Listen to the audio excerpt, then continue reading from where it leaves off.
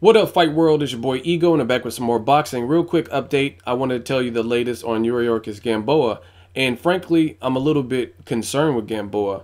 The reason I'm concerned is he's coming off a very tough first career loss. He was undefeated, stepped in with Terence Crawford in June. It's my fight of the year.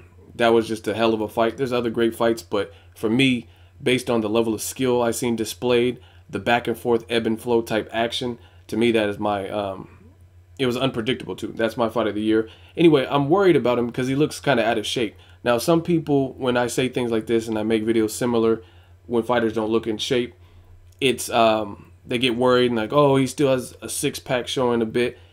But the thing is, I gauge it off of what they normally look like.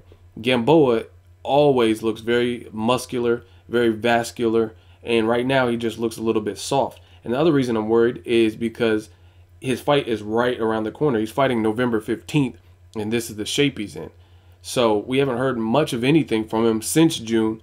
And then the last reason is he's coming off a very difficult loss. If I'm not mistaken, he got dropped 4 times in the fight with Terence Crawford, and then he eventually got stopped in the 9th round. Now, he held his own and conducted himself like a true champion, didn't make any excuses, so I respect him tremendously for that.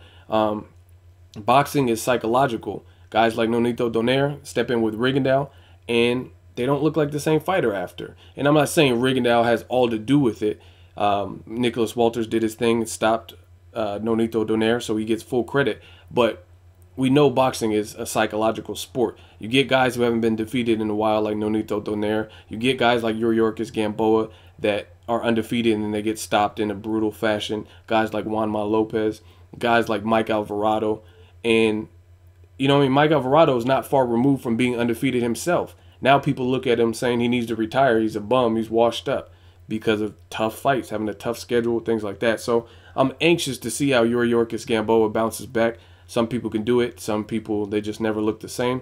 And we're going to see. But this is not, for me, a great sign because he doesn't look like he's in typical Gamboa shape. Let me know what you guys think. Make sure you like my video as always. Hey, comment, or subscribe. Till next video, it's Ego signing off.